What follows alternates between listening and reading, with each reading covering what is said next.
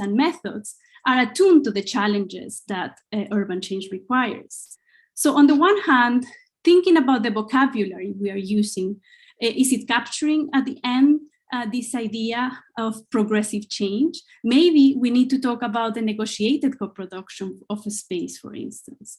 When addressing the case of Havana, something that we did was try precisely to think about what is the different framings that locally are used to depict what and how social engagement happens to think the transformation of the city. The second aspect is the idea of repertoires. And I think there are many arenas where collective action is taking place. And perhaps we need to expand our understanding of participation of those spaces and those practices that are carving out spaces to express dissent and the right to protest. In this sense, giving recognition of the invented spaces, as Mirata would call it, of those spaces where progressive change is happening. And in that way, we need to bring to the discussion the full spectrum from protests to elections and all in between. The third point I could say that is drawing heavily on the discussion and what we learned with the Havana case is trying to understand what are the sources of inspiration. And I think for us was key to learn from the trajectories of the local experimentations and innovations that were found in the case of Havana, trying to precisely understand this patchwork of the legacies of the memory of people, places, and institutions. And in the paper, we illustrate this through the lenses of 3 particular cases. And that we show how it's important to understand the myriad leading actors, the type of alliances that were brought to light in the city, but also how the regulatory frameworks, knowledge management strategies, and financial and endogenous resources were taking place in different ways, and how this collection and the lessons from these practices are very important to actually adapt to the challenges of new constitutional framework that is favoring local and decentralized urban development. And just to conclude, I think the fourth point to actually address those pessimists is also trying to think and renew the methods of engagement to further epistemic justice and recognition of the different types of urban knowledges, as we need to work with more creative and inventive methods, including the ones of the digital sphere, to address the hybrid world we live in. At the end, and just to conclude, I think the catalyst power of participation can only be achieved if we activate the collective spatial imagination for a just city and planet. Thank you so much, Catalina. So a body of reflection in these papers on that critical issue. How can academics maintain their critical perspective in the face of these efforts by citizens and academics themselves? So moving on to the second question, we're going to start, Taru, with your reflections from Mexico City, which look at how the second question that was posed. Considerable efforts have been made by civil society to get the state to support participation, but the results are very mixed. So the question we posed was, is this the right approach? Taru, over to you. Thank you, Diana. I do think that civil society actors hold an essential role in participation, both in seeking support for participation and to question the structures that are made available by state actors. So the role also relates to addressing the imbalances in participatory processes and seeking more place-based approaches to participation. This is relevant in the context of settlements that have informal histories and are transforming into parts of the formal city, where imbalances between participation relating to self-built measures and more formal channels of citizen participation can be prominent. My research in Mexico City shows how, despite the city government's efforts to develop citizen participation, these processes were not taken up by residents in a neighbourhood in the eastern borough of Iztapalapa. The neighbourhood that was formed through residents' efforts and self-built strategies, mostly in the 1980s, had created organic participation patterns that relied on residents collaborating in small neighbour groups, street by street, sharing responsibility before block-level representation was developed. While these were all needs-driven approaches relating to neighbourhood improvements, They did contribute to a local ethos of participation that then, following further neighbourhood change and formalisation, has not been transferred through to formal citizen participation structures and more broader representation.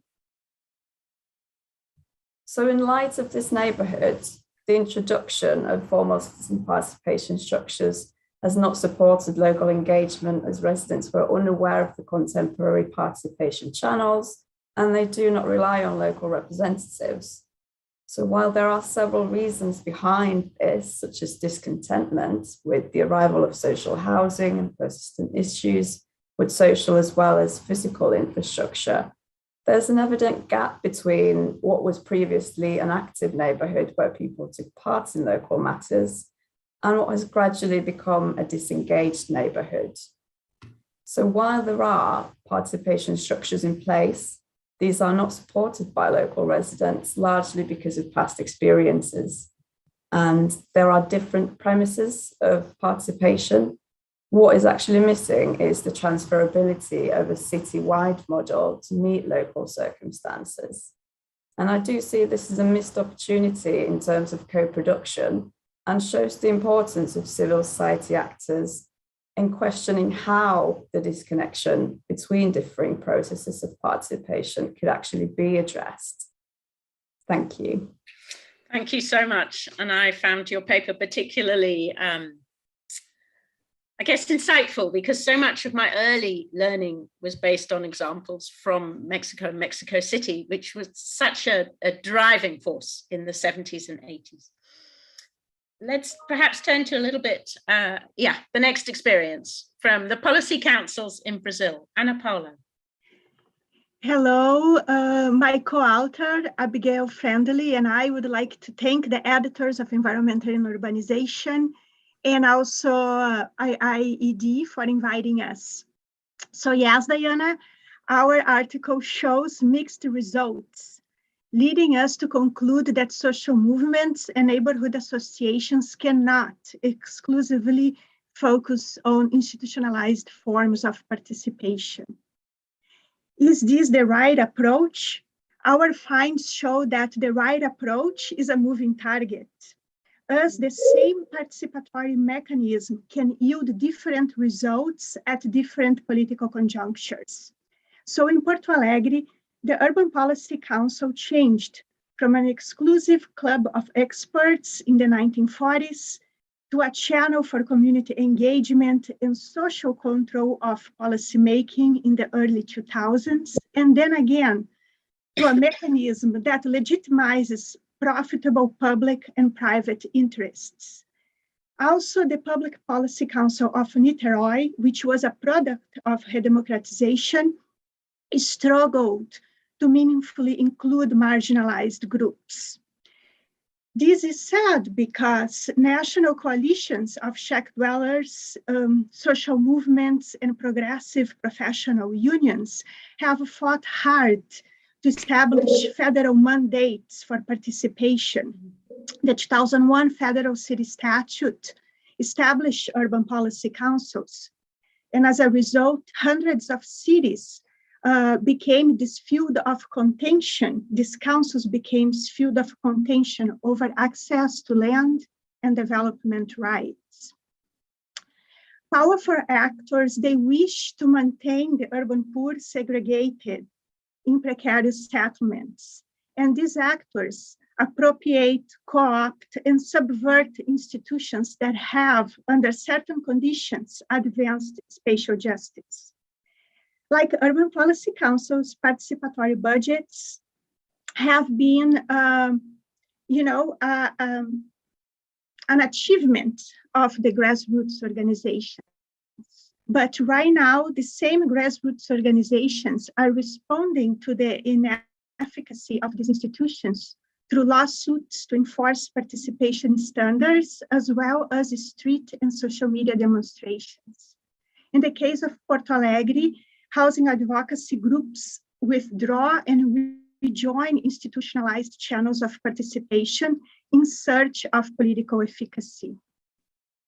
The voices of the disenfranchised, especially those living in precarious settlements, became very hard to hear because public and market actors dominated the councils. Then what the federal mandated accomplished through policy councils was a temporary delay of real estate interests and a buying time for community organizing. Urban policy councils also established a limited level of information sharing, democratizing technical information, extending the reach of policy communities to those living in informal settlements, but mostly only revealing the unequal impact of planning instruments rather than enforcing social justice. More broadly, in the 1990s, urban elites combated inclusive urban governance by challenging its institutionalization. However, right now, and since the 1990s, we live in times that elites combat participation, protest, and collective action for social justice with participation, demonstration, and collective action that promotes conservative and reactionary causes. Any new participatory innovation or even collective action by disenfranchised groups and their allies are likely to be subverted. Civil society will have to assess whether or not it's worth fighting for once beloved participatory institutions. Most likely, social movements and shack dweller unions will alternate between the streets, the courts, and the institutional channels of urban governance. Thank you. So thank you. As Ana Paula explained, her results are mixed in a sense. Your policy councils are one more terrain.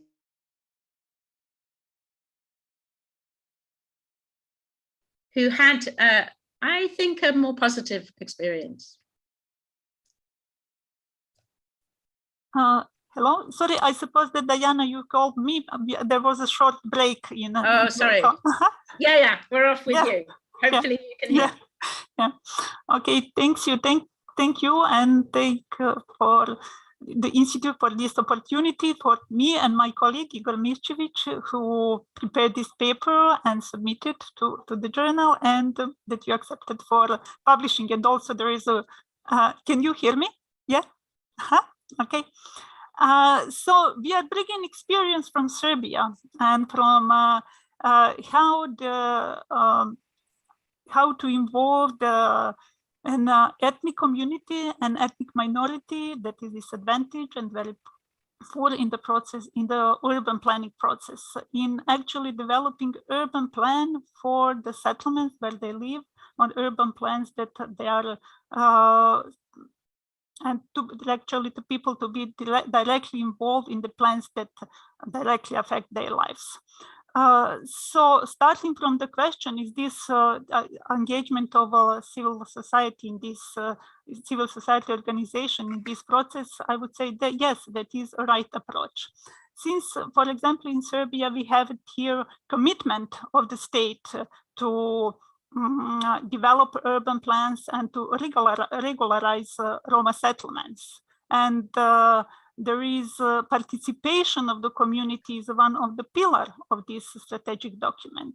We have these regulation on urban planning that have some provisions on the inclusion or participation or engagement of citizens in the planning process. But the reality is a bit different than those things that are said in those on all these documents or law.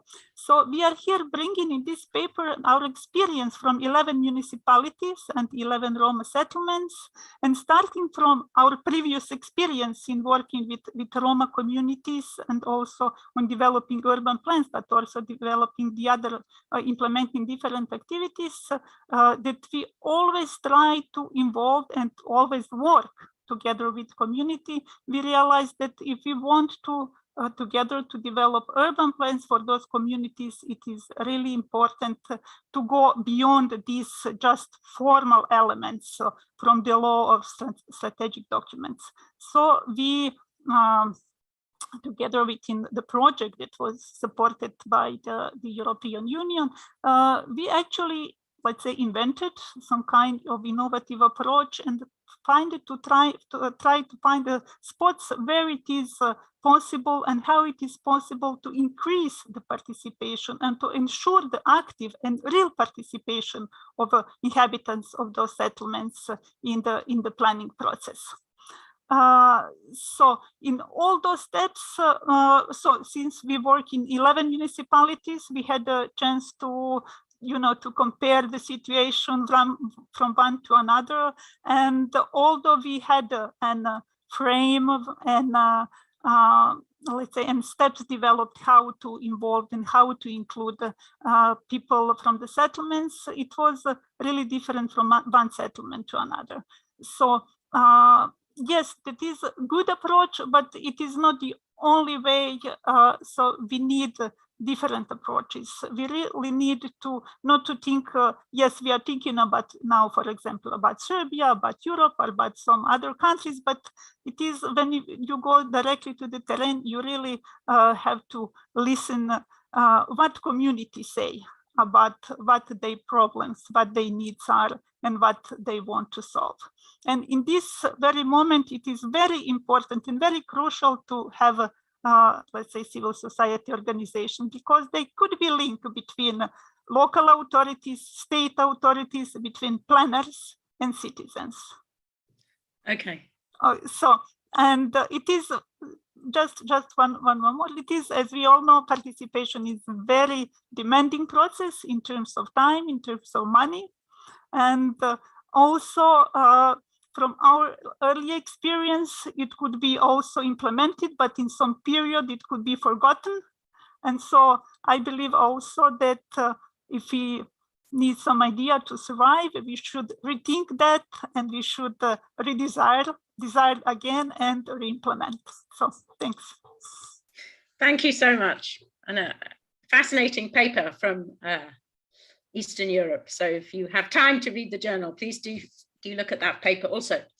So let's turn to the last question. And the last question goes back to this broader potential of participation, Zlata, where you ended. And it asks the two commentators to explain to us how they understand the potential of participation to help realize the right to the city, Lefebvre's right to the city that has so captured the imagination. Beatrice, we're going to start with you. Good. Good afternoon, and thank you for inviting me to this event. I will address this question as someone who has been thinking about participation from a design perspective, mainly by conducting action research with a non-profit organization called Architecture Sans Frontières UK. And from this position, thinking about the potential of participation in advancing the right to the city means largely thinking about ways of looking beyond localized everyday experiences of participation and engaging with the outcomes that participation can have within a broader spatial but also temporal context at the level and within the time frame of the city and its institutions. And this shift in scales that the right to the city calls for has for me several implications. And as a process, it means thinking about the city as a collective endeavor and as the coming together of many localized acts of organizing, resisting, and making claims, and a coming together that has, as you've all been discussing, several complexities to it. And as an outcome, it means engaging with ideas of the common good that link across diverse places, diverse perspectives, but also across quite different life experiences and positions. And in the article included in this special issue, Alexandre Frediani and I have reflected on the work of ASF to discuss some of these points. We explored what role design methodologies can play within participatory processes to help social movements and their support networks in examining and also in acting upon the wider scale of the city. And we did this by drawing from our work with partners in Quito, in Cape Town, and in Freetown. And we found that design, again, understood as part of a larger participatory process, can support this shift in scale in two main ways. Firstly, participatory design has the potential of bringing together the micro and the everyday with the macro and the long term. By beginning with the details from, for instance, by drawing the places where people live on a day-to-day basis, design methods can potentially enable us to think about the city in a way that is embodied and that is relational rather than abstract and universal. And it can be difficult for any of us, to make sense of the scale of the city as a whole or of the technical information that makes up policy documents. And in our experience, design's embodied and quite practical perspective can become a powerful tool to enhance a sense of presence and agency within these spaces and processes that are otherwise quite difficult to grasp and to discuss and engage with. And in this sense, we found that participatory design can reveal possibilities for change that are within reach, that maybe start from the micro and can affect the macro scale. And I'm not saying that design necessarily does this, but it has this potential as an approach. And secondly, it seems to us that participatory design can nurture people's capacity to aspire, especially when this capacity has been challenged by the experience and the continued and repeated experience of oppression or exclusion. And in this sense, design can be a way to help imagine collectively alternatives for the future. And of course, design is not the only way to explore imagination. However, when it is practiced as a collective and collaborative act of imagining, of possibly visualizing the future, it holds a quite unique capacity to nurture imagination, to open up possibilities, to explore alternatives to the present. And this potential of design, I find, is connected to what Arjuna Padurai described quite famously as people's capacity to aspire, as a future-oriented cultural capacity to imagine pathways that link present actions to future outcomes, including future ideas of the common good or what the common good might look like. So to conclude, perhaps what our work suggests is that under certain conditions, participatory design, understood as part of a wider and more strategic participatory process, can contribute to social mobilization by connecting the everyday and the strategic, and by projecting ideas into the future. And so in this light, it can then become part of the range of rituals and devices that grassroots groups can use to help realize their right to the city. Thank you so much. Thank you, Beatrice. Okay, let's pass to the last of our guests, Vanessa. Thank you, Diana. Thank you, everybody, and the whole team. And also thank you to my co-authors for this wonderful special issue, and also for letting me be part of it. And I will also answer the question from the perspective of the paper. And the first line of the paper, I'll read it, is all over the world, people suffer violence and discrimination because of their sexual orientation and gender identity. So obviously there's no possibility for a right to the city when there is this kind of violence and discrimination happening anywhere in the city. So if we understand participatory planning as a radical democracy experiment, we have to ask how can it achieve that? How can it target those problems of violence and discrimination? And what I found on my own career is that these questions of sexual orientation and gender orientation were rarely tackled in participatory planning. So I asked myself why, and because in the end, in the paper, I concluded that not only queer issues have to be included in participatory planning, but also participatory planning can be challenged from a queer standpoint. So if we start to think, why are these queer questions not considered in participatory planning? For me, I had to approach this from a strange perspective, because most of my research has engaged with climate change. But I thought it was vital and urgent, because I do believe that any response to climate change has to be participatory, and that by being participatory cannot be actively excluded anyone. So I found three issues that I describe in the paper. The first issue is that in every participatory planning, there are often active processes that exclude queer issues from participatory planning. For example, people are often, when they are interested in specifically issues that are LGBTIQ, they are asked to create their own separate groups to discuss those issues, as if those issues were not the concern of everyone. But also by doing that separation, we are missing many opportunities of bringing the unique opportunities from those queer communities. So what in the queer literature is called as queer erasure. So the perspectives of queer communities, they are erased from those processes. So how can we call that a radical democracy experiment?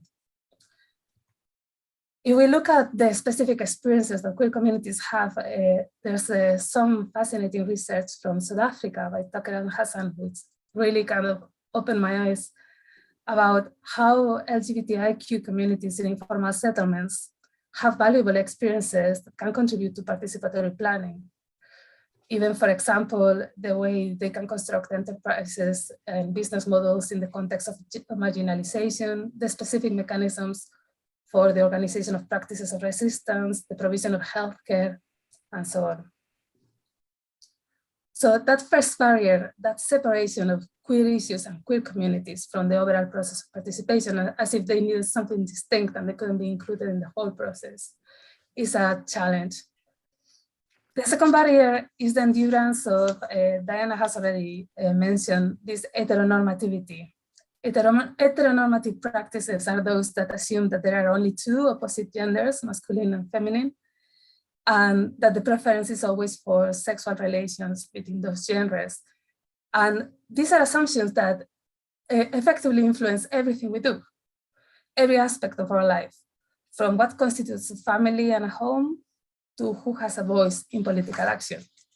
So again, participatory planning has to challenge these heteronormativities to ensure that everybody has a voice.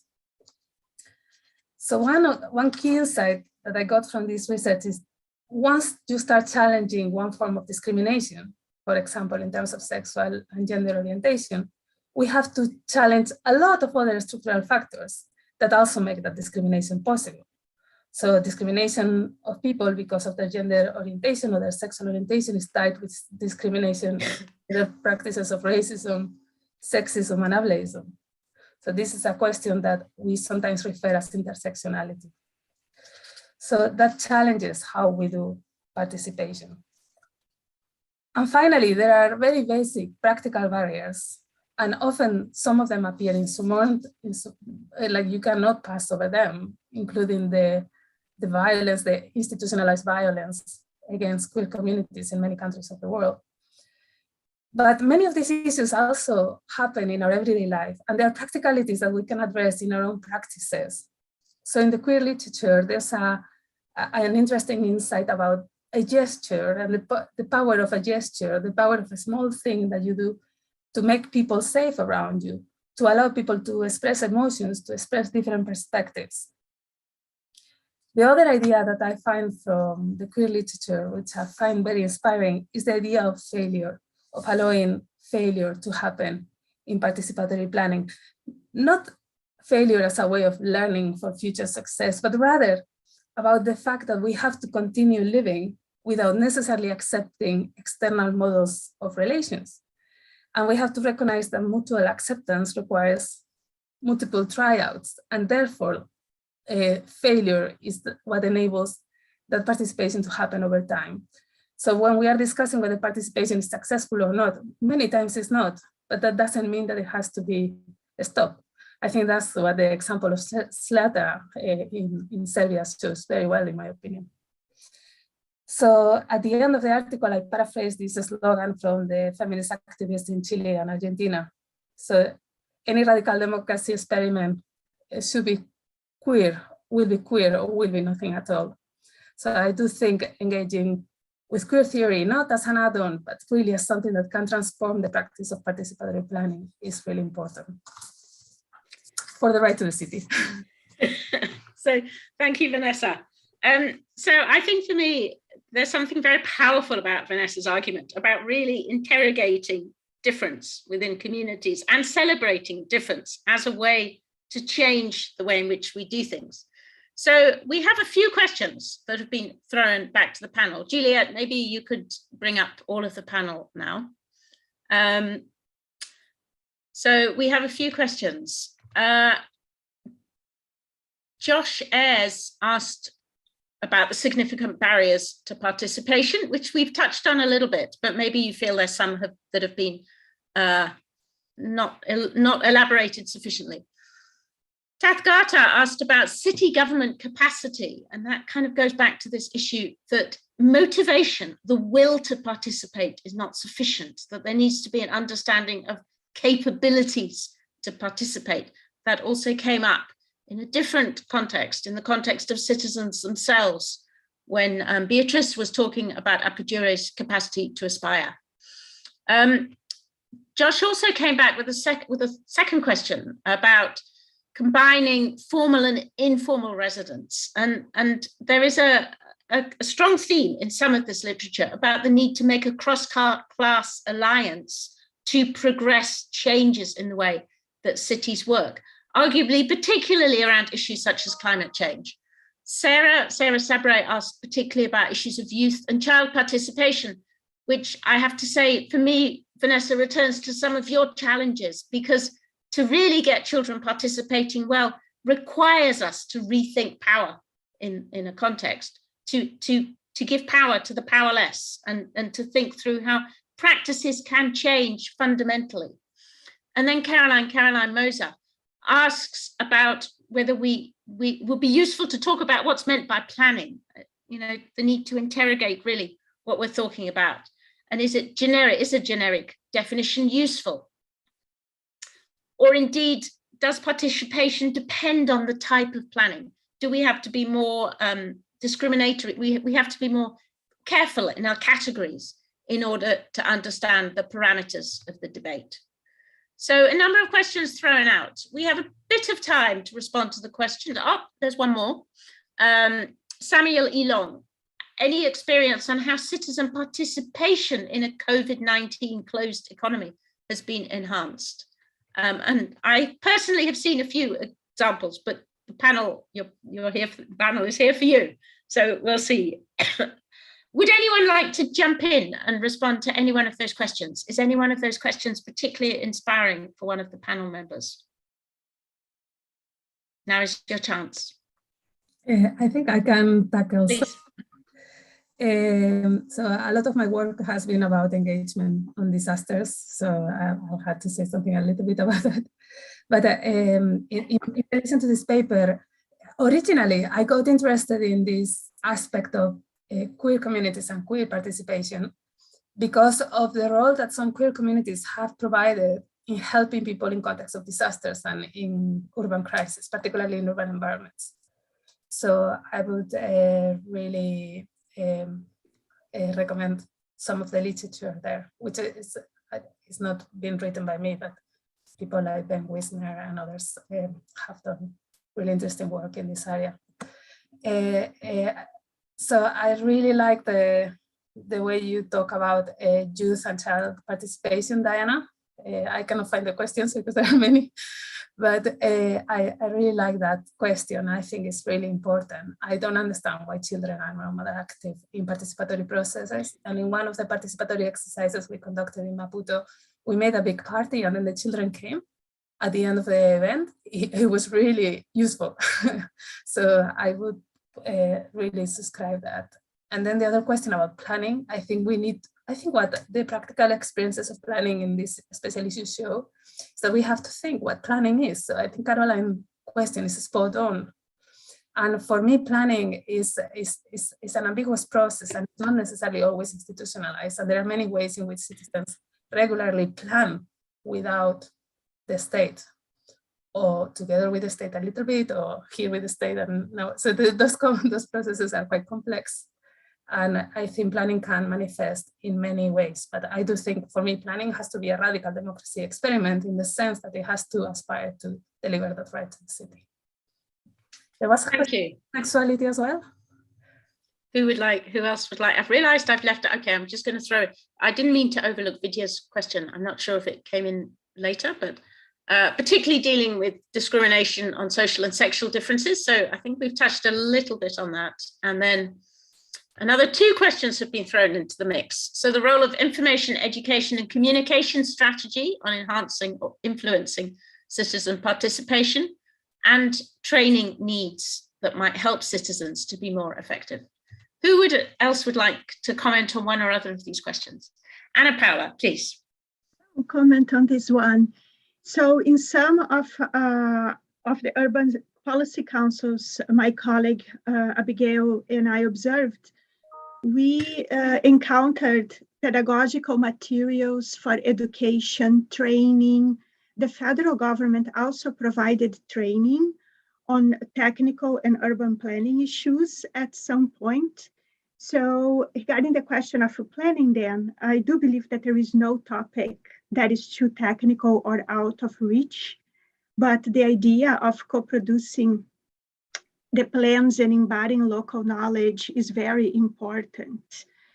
So it's not only that we are educating, but we are learning, because the planners and the architects, they don't live that reality. So they are also learning that reality. Of course, these things depend on funding and depend on the willingness of the parties involved to continue this collaboration. So we need the government, and we also need the communities empowered to engage in this type of planning, co-planning. Regarding the question of COVID, it's related to another research, but what I noticed in São Paulo in participatory action research with the social movements in the city of São Paulo during COVID is that there was a moment of reverse logic, because the lack of federal government measures for COVID, the cities, even conservative cities, had to contact and seek the support of the social movements to reach their populations. So there was a moment there with providing food security that the local governments had to depend and rely on the networks of social movements.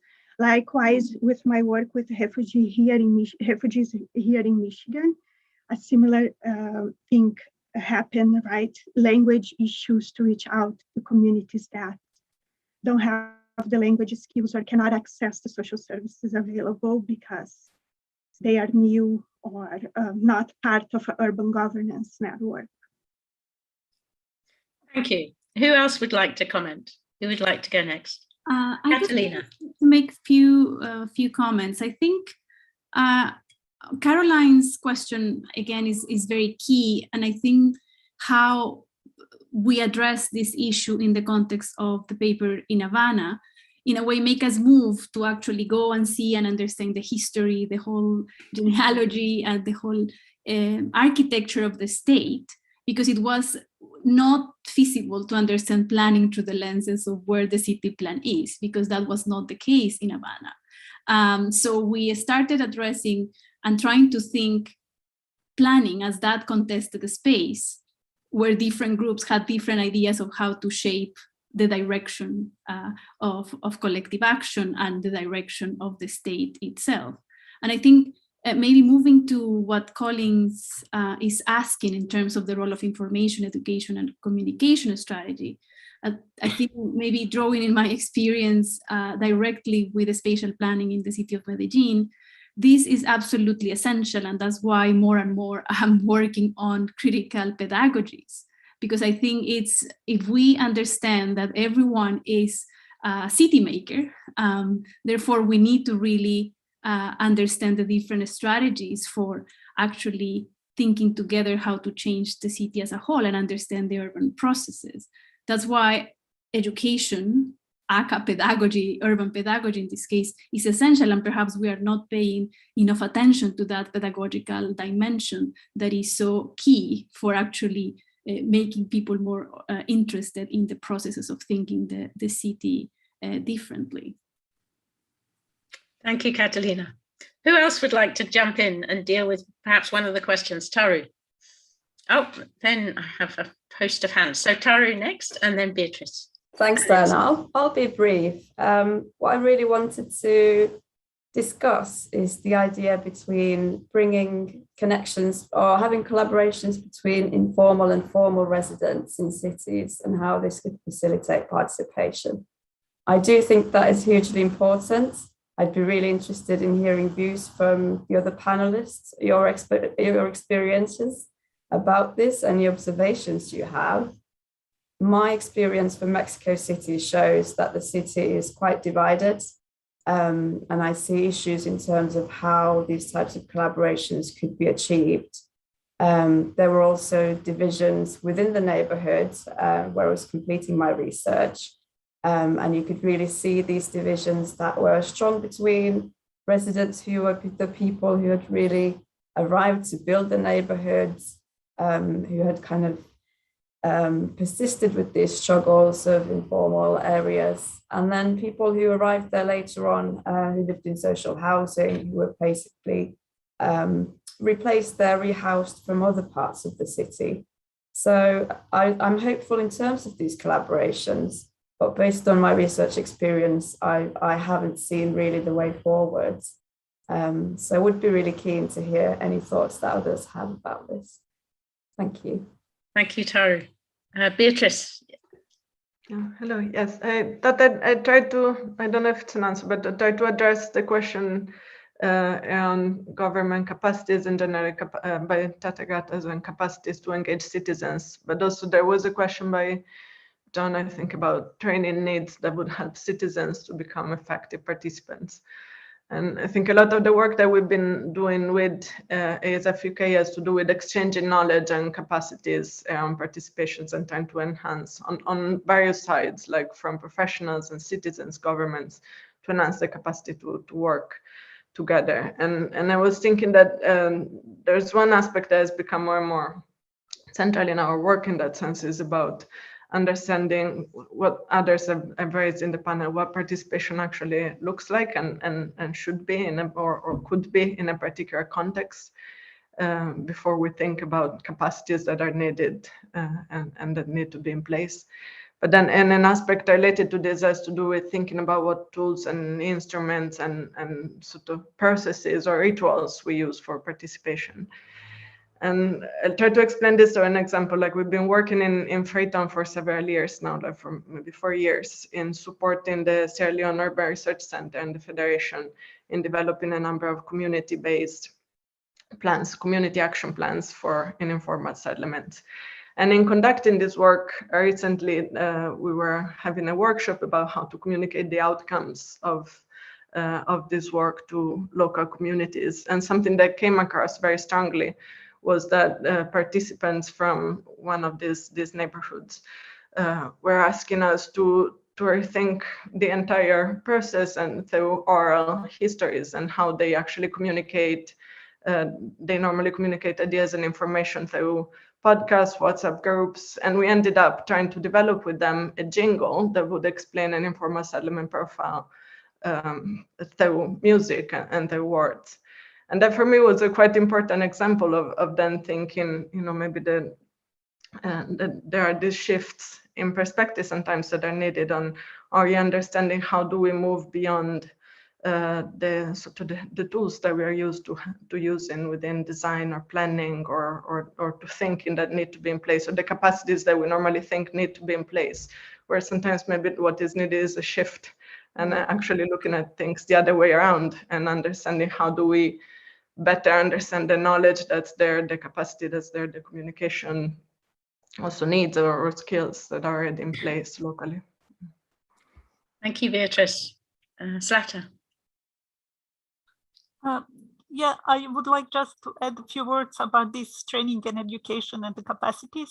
So as already been said about the government, about the people, about professionals, but also there is something that, for example, implementing agencies that are very much involved, sometimes they need also to build their capacities, although they are promoting this participatory approach or participatory government, but also they should be part of this learning process, of the process of sharing the knowledge about the participation.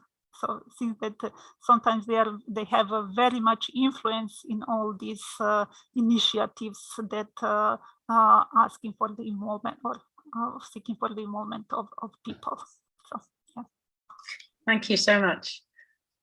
Sally, we have like maybe 30 seconds before I try and draw this wide encompassing debate to a close. Did you want to add anything on the questions? Yeah, I mean, I've just been listening to the great responses, but I think on just responding to Taru's question on the informal formal, one of the big challenges I saw in the Dhaka case is that obviously when we look at development projects, especially working in NGOs in the sector is quite a desirable position. And what I found in the field work is that it can create quite paternalistic relationships with many informal settlement residents and quite hierarchical relationships. So I think that's quite a challenge in that context. And also just to flag that some of the political economy challenges like access to land and housing, land especially, links to the vested interests that create such big barriers to scaling participation, especially in low-income informal contexts with very insecure land arrangements. So I think land is still very important. Thanks. So yeah, thank you, Sally. Thank you all of the speakers. I just wanted to say a couple of reflections before we close, because I'm committed to keeping us time. So I think for me, Anna Paula, you really summed it up when you described these new platforms for contestation. So throughout the articles are new platforms of contestation. They are absolute successes that different citizen groups have achieved, sometimes historically achieved, which are now weaker. Sometimes they were weak and are now building because of political opportunities. And as they advance, then they can draw on historical experiences to be better and smarter at creating better platforms. The theme of citywide comes up from several of the articles, and I myself have observed the power of working citywide from my work with Slum Shack Dwellers International federations. Citywide can be important because it challenges the power of politicians that seek to play one group off another, and also because it ensures that offers to one community are really known about by other communities. So there's a real politics to working citywide. It also, in my experience, helps to build feedback loops that ensure that committed senior officials and politicians know how their efforts are played out at the local level, and really help to ensure that where there is a political will, that it is taken down and not lost, and not weakened, not diluted. I think the ability of citizens groups who work citywide is really to begin to redefine what they mean by planning. And so to think about what kinds of plans address their needs and interests, and if necessary, to then negotiate those with other more powerful groups. I think a number of you really touched on this theme about how academics think and act and work. And, you know, going back perhaps to some of the comments that the two people in answering the very first question made, Sally and Catalina, about the requirements to be and think differently as academics, not to lose a critical lens, but to accept that being a critical outsider really doesn't progress things in this context. And there is a need to deal with these messy imperfections if we are to support the groups we're trying to support and advance a world in which their needs and interests are at least met, if not prioritized. So thank you for your contributions to this journal.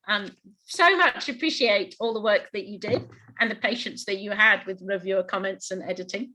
And so much appreciated that you submitted your papers in the first instance and that you've taken place in the webinar. Really appreciate it. We will follow up with a blog for which all of you will have a chance to look at, the panel will have a chance to look at, and hopefully the audience will appreciate. We really do appreciate your participation, and we will try and answer the questions that we have not fully answered. I've been asked to just remind you of one event, people listening to the IIED webinar, where Rebecca Greenspan, who was chair of IIED's board, she was also Secretary General of the UN Conference on Trade and Development, and she was Vice President in Costa Rica. And she's going to use the lecture, the Barbara Ward lecture. Barbara Ward founded IIED. She's going to use the Barbara Ward lecture on the 6th of December to talk about Costa Rica's journey to global climate leadership. You can ask her questions about what that means and its adequacy in the current climate emergency if you come and listen to that session. So just to flag that this is the first of hopefully, this is part of a long series of IIED events, and the IIED team look forward to seeing you again.